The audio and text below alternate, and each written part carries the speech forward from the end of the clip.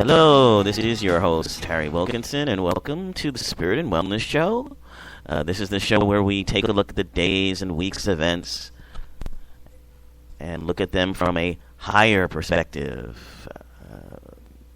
We take a look at them from a point of view in which we are trying to live healthfully in the world and take in all that is around us in a way that helps us to recognize who and what we really are, our connections to one another, our connections to a higher purpose or a divine mind, if you will. And everything around us is geared to or formulated to help us do this, if we can see these things for what they are. And that means everything. That means, news reports. That means even terrible, what we consider to be terrible tragedies. All of these things have great meaning for us and help us to really grow in our sense of connection and our sense of spirituality. So that's what this show is about, and so often we incorporate the day's news stories or the latest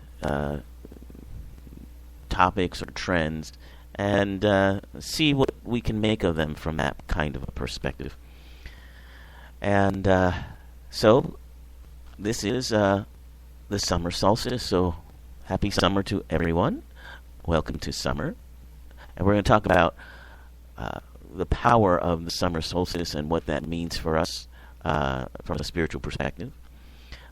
As well as we're going to be discussing some interesting new developments in the world of science, as we often do, and honoring the father of computing, a man by the name of Alan Turing. If you've never heard of who he is, we'll talk about that, and we'll discuss further our discussion of the Higgs boson God particle and how it relates to string theory and all of those kinds of neat things. But first, let's talk about the summer solstice. So summer solstice, of course, as you probably know, is the longest day of the year. It's the tipping point when day is as long as night, and then from that point on, the nights begin to get shorter. It was very powerful for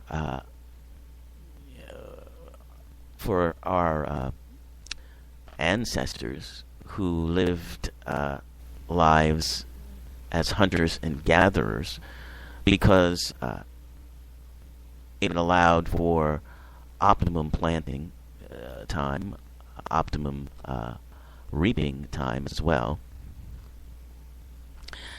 And the summer solstice also is for those of us who love nature.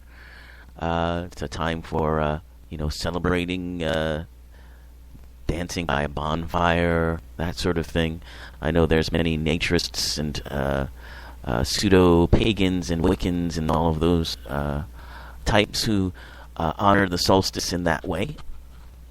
For instance, I believe in Missouri they have what they call the Pagan Spirit Gathering, with ritual prayers and altars and sacred space to honor this time of the year.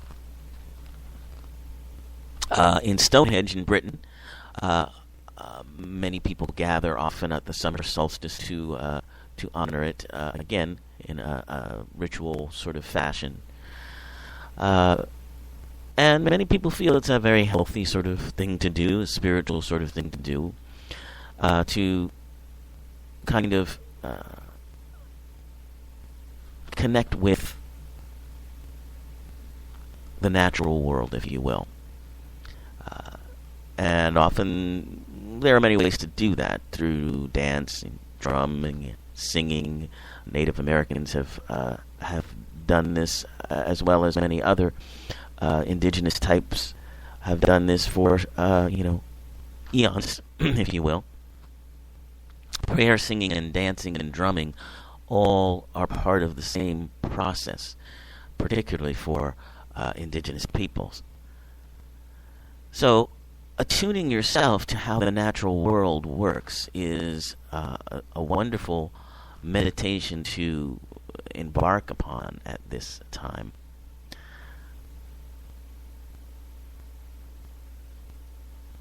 And if we connect to the natural world, sort of the waxing and waning of things, we can, look at our own lives and see how those cycles apply to our world and what's going on in our individual lives.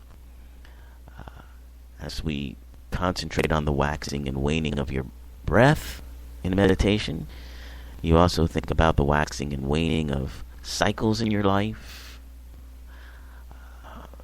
Many people think about their journey from childhood to adulthood, or perhaps their children's journey from childhood to adulthood. If you're older and you've watched your children grow, or as I have as a teacher watched my children grow from very young to being on the verge of adulthood, if you will. It's an interesting time to reflect on that sort of thing. And the summer solstice, I believe, is a powerful time to do that sort of thing. But in any case, there are many different kinds of things that you can do at this time of the year. You can honor the solstice by just recognizing how precious the day is, and acknowledge its passing. Acknowledge that the time is unique. Each moment is unique. You can also raise energy for healing at this time. It's a wonderful time to sort of raise that energy if you have a need for healing, or wish to heal on a broader basis, even the earth and all the environmental toxins that so many of us are concerned about. But most of all, I think it's a great time for strengthening our sense of being connected, not just to nature, but to one another in a larger whole. Being connected to past, present, future. All of these things, all of these cycles are part of what we have created. This hologram, if you will. And I believe it's also a reflection of what we experience at a much higher level. I believe there's a waning and waxing, a cyclic sort of a movement for us beyond the physical. Certainly, when we take a physical form and then release that physical form and return, if you have such a belief, return to a non-physical or spiritual form. There's that sort of cycle, too, that you can contemplate. But I think the powerful thing at this time of year is raising that energy and recognizing that connection and recognizing who and what we really are, and the illusions that surround us all, and how they work to help us grow and understand each other. Now, here is a quote from a contemporary goddess spirituality practitioner. This writer, his name is Starhawk, and this is a litany for a ritual. And it goes like this. This is the time of the rose, blossom, and thorn, fragrance and blood. Now on this longest day, light triumphs, and yet begins the decline into the dark. The Sun King, grown, embraces the Queen of Summer in the love that is death, because it is so complete that all dissolves into the single song of ecstasy that moves the worlds. So the Lord of Light dies to himself and sets sail across the dark seas of time, searching for the Isle of Light that is rebirth. We turn the wheel and share his fate, for we have planted the seeds of our own changes, and to grow we must accept even the passing of the sun.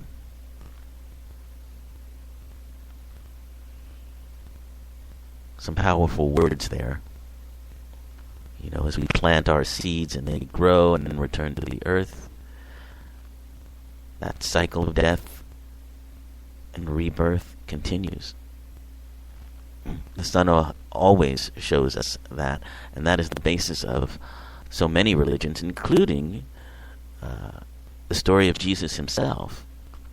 Jesus, as I've mentioned, is essentially a sun king in the way that many of the earlier religions worshipped the sun king, who dies and is reborn every year, cyclically, to show the everlasting nature,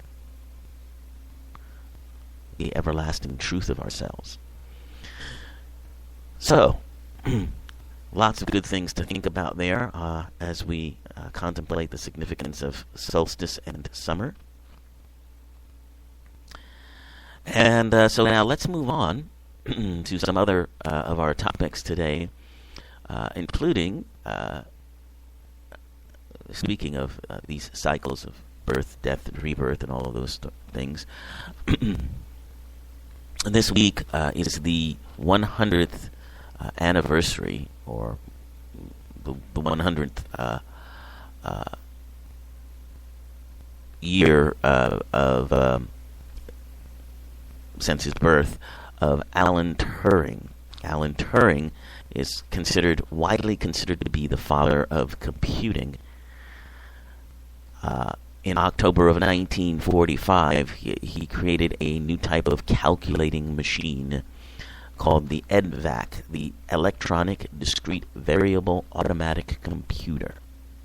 And that really was what is widely considered to be the first computer. So Turing did many things in his life. That's why he's being celebrated his 100th year anniversary. Because his work has essentially made possible everything we do technologically on the computer, the PC. You see how our lives are networked in a very concrete way through computing. Native Americans talk about the web of life and how we are all interconnected in the web of life. Well, computers reflect that in a very concrete way that anybody can really understand. And Alan Turing is the man who is responsible for connecting us in this technological way. He was a spiritual man too, and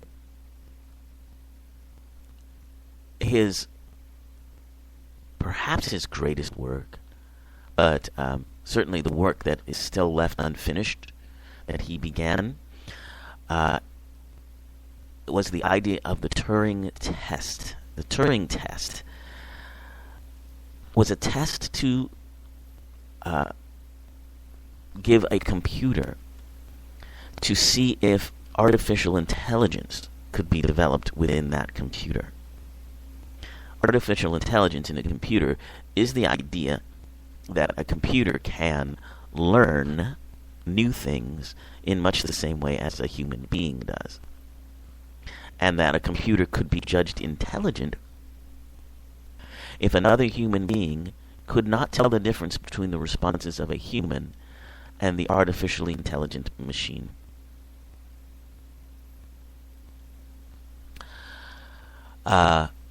His ideas for artificial intelligence have, had a long journey throughout the decades since the 50s. For the longest time, they didn't go anywhere, and the reason they didn't go anywhere was the idea of computers learning required a vast amount of information or information storage that it would have access to, and there simply wasn't that available until in the 1990s, the World Wide Web, the Internet. And once that began to open up, this connection to a vast storehouse of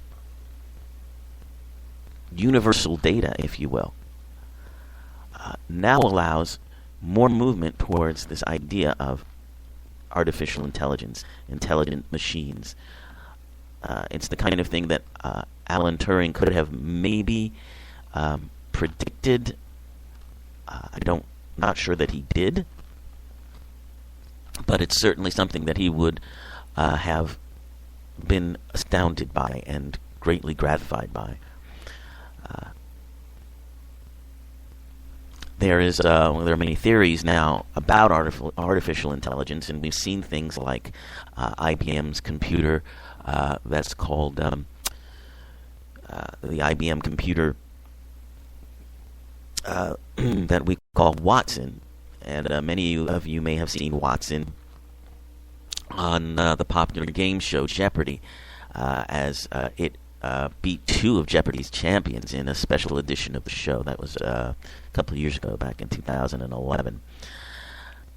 Watson is a good example of where we are with AI, and Watson is now involved in pulling together massive amounts of medical data and making them more available and more easily available as well. There's theories such as the what they call the tipping point. It's a tipping point in which humans and technology will merge. And this merging of humans and technology will be within the next 25 years, according to this theory of artificial intelligence. And many people see it today, in the idea of avatars. Avatars are basically technical constructs that represent us, that we work through. They're like little robots, little bodies that we interact through. And we already have avatars. In fact, I would say we are at the dawning of the age of the avatar. If you are on Facebook, you have an avatar because you have a technical representation of you that is able to interact with others and make comments, have conversations, share ideas, share articles and favorite pictures. That is basically what an avatar does. It's you projected outward technologically. So all of those things go back to Mr. Alan Turing, who would have been 100 years old this week. So there are many stories you'll probably hear about him, and we honor his contributions to the worldwide web of life, if you will. All right, so now we talk about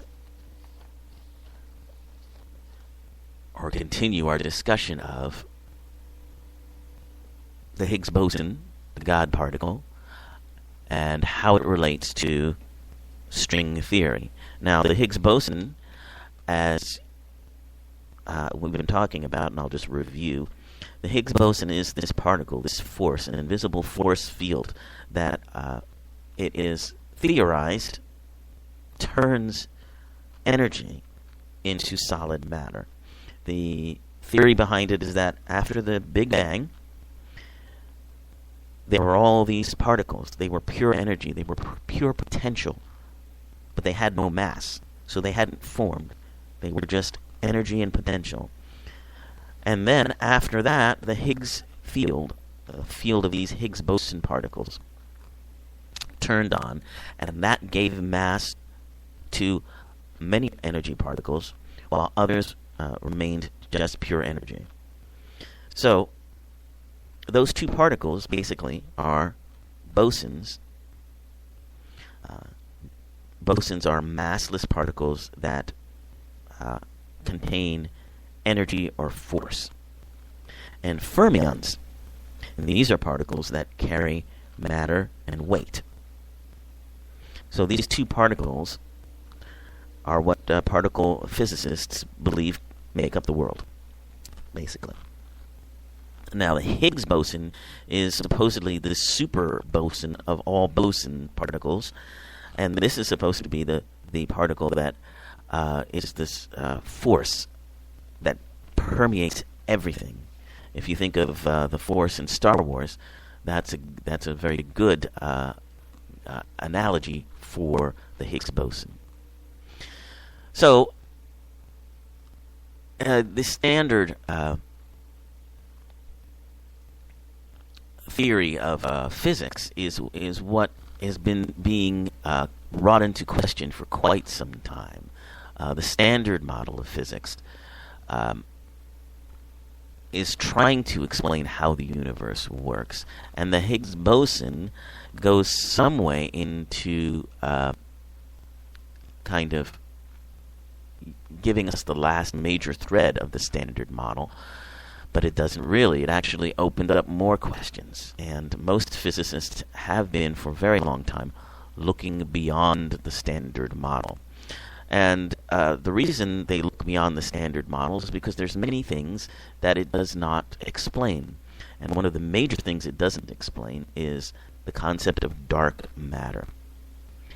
And what scientists have come to discover is that dark matter is 5 times more prevalent than regular matter. And if you remember me talking about dark matter is basically nothing. It's the absence of matter. It can't be seen, but it's there because the scientists know that the energy is there. But it is what we are most made up of. It's what matter is most made up of. It's this dark matter. Some have called it antimatter, but that terminology I believe, is no longer used. So the speculation is that there is a dark side to the Higgs boson, or a dark Higgs boson, that is responsible for this dark matter. But the standard model of particle physics has no explanation for this dark matter. And that is where string theory and the concept of supersymmetry comes in. So supersymmetry says that for each particle there is a opposite particle. There is a connection. So for each boson there is a connected fermion, connected by a string, basically. And these energies, these strings, vibrate. And so these vibrations affect all of the other particles that are connected. So this idea of supersymmetry creates the idea of unobservable other dimensions that must exist because everything has another side to it or an opposite. It also allows the idea of the possibility of parallel universes. And it also deals with the holographic principle, which states how information in a space can relate to information on the surface of that space. So, where string theory meets the Higgs boson God particle is through this concept of supersymmetry. If that is accepted, then we have apparently a answer for where dark matter comes from, and we have an answer for, as I mentioned, things such as other dimensions, parallel universes, all of those things. So that's where those two meet. Now, the strings theory's concept of supersymmetry, as I say, it's basically each particle has a related particle, and these particles are called superpartners. So each boson and each fermion has a superpartner. And these superpartners create the vibrations, if you will, that go on in the string. So there's many different types of string theory. Superstring theory, that's what we've been talking about with the supersymmetry idea. There's bosonic string theory. It has to do, as you could probably guess from the name, bosons. There are many steps in this development of this string theory, and it continues to grow. And as we begin to find out more about the Higgs boson particle, as we're doing, there certainly will be more movement in the area of string theory and supersymmetry, and perhaps a brand new model accepted for how we see the world. But basically, what we are discovering is that the world works an awful lot differently than we thought for the last 5 or 6 centuries. And that's a phenomenal place to be. It's a phenomenal time to be in this world, to see this change in how we are viewing each other. Subatomic particles are relatively new in the idea of particle physics, but they are changing everything because they're just weird. They react to your observation of them. They create possibilities that exist all at the same time and only collapse into one thing or another when you observe them. So it is, to my mind, and to many spiritual people's minds who are into this sort of thing, a scientific approach towards mysticism, towards what mystics have always been saying, and that is that we are creating it all. There isn't anything real. We are creating it all. And that is fascinating to look at, and it's fascinating to see that science is thinking about those things. And the closer science comes to meeting mysticism and spirituality,